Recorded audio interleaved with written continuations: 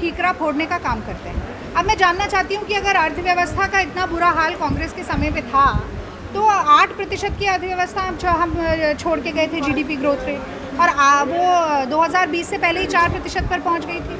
उसके बाद कोरोना के समय पर 23-24% का गोता लगाया जीडीपी ने। तो ये सब किसके कार्यकाल में हुआ? धर्मेंद्र प्रधान जी की जानकारी के लिए मैं बता देना चाहती हूँ कि 25 लाख करोड़ का एक्साइज ड्यूटी को बढ़ाकर जो मुनाफाखोरी मोदी सरकार ने की है, अगर वो ना की होती तो आज जनता को 70-80 रुपये लीटर ही पेट्रोल मिल रहा होता, क्योंकि हमारे समय पर तो $108 प्रति बैरल का रेट था, तब भी हम 71 रुपये का पेट्रोल देने में सक्षम थे। लेकिन मोदी सरकार के समय पे जब औसतन 45 से 50 USD प्रति बैरल है, तब भी 100 से पार हो गया है। और अब तो दिक्कत ये हो गई है कि जिस दिन पेट्रोल डीजल का दाम ना बढ़े तब लोगों को अचंभा होता है कि अरे ये कैसे हो गया, आज तो दाम नहीं बढ़ा है। तो ये सूरत हाल है और ये दिक्कत का मसला इसलिए है, विपक्ष का प्रहार है और जनता का रोष है। लगता है कि 2026 में जिस तरह से चुनावी सरगर्मियों की बात हो रही है विभिन्न राज्यों में या देश में, तो आपको लगता है कि जिस तरह से आप लगातार आगे बढ़ रही हैं तो ये वोटों में तब्दील होगा और एक बार फिर से आपकी सरकार बनेगी? क्योंकि काफी लंबा कार्यकाल भाजपा को मिल चुका है। देखिए 2026 नहीं 2024 मुझे लगता है। 26 में राज्यों में भी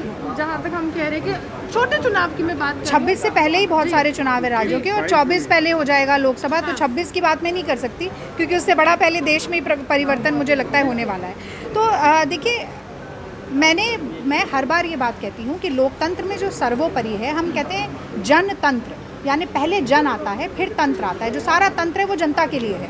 तो जनता अगर मन बना ले तो वो कभी भी तख्ता पलट कर सकती है, कोई इसमें मुझे लगता है आशंका की बात नहीं। और जिस तरह से महंगाई है, जिस तरीके से किसान परेशान हैं, जिस तरह से नौजवान बेरोजगार हैं, महिलाओं का अपराध लगातार बढ़ता जा रहा है, छोटे व्यापारी का काम धंधा ठप पड़ा हुआ है, सीमा पर अतिक्रमण होता जा रहा है, संवैधानिक संस्थाओं को कठपुतली बनाया जा रहा है, मुझे लगता है कि देश की जनता त्रस्त है, त्राहिमाम कर रही है।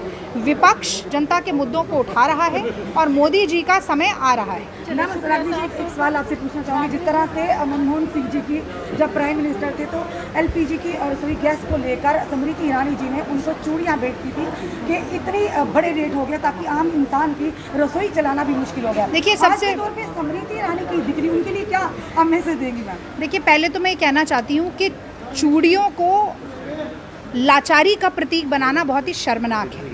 मैं समझती हूँ कि महिला की शक्ति और महिला के अंदर जो एक अपार क्षमता है कि वो चूड़ी पहनकर भी देश को चलाने का काम कर सकती है, उसका कहीं ना कहीं निरादर स्मृति ईरानी जी ने किया था।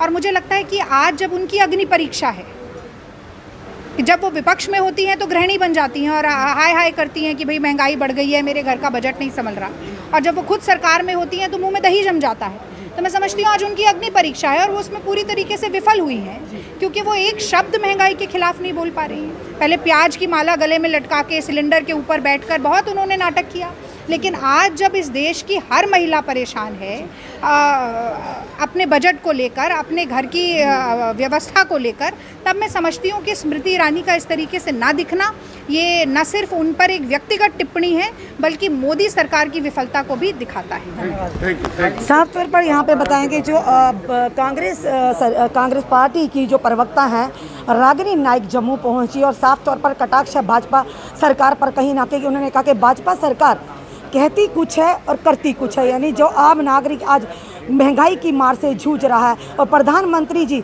अपने मन की बात तो रखते हैं पर जनता के मन की बात प्रधानमंत्री तक नहीं पहुंचती या प्रधानमंत्री जी सुनते नहीं हैं।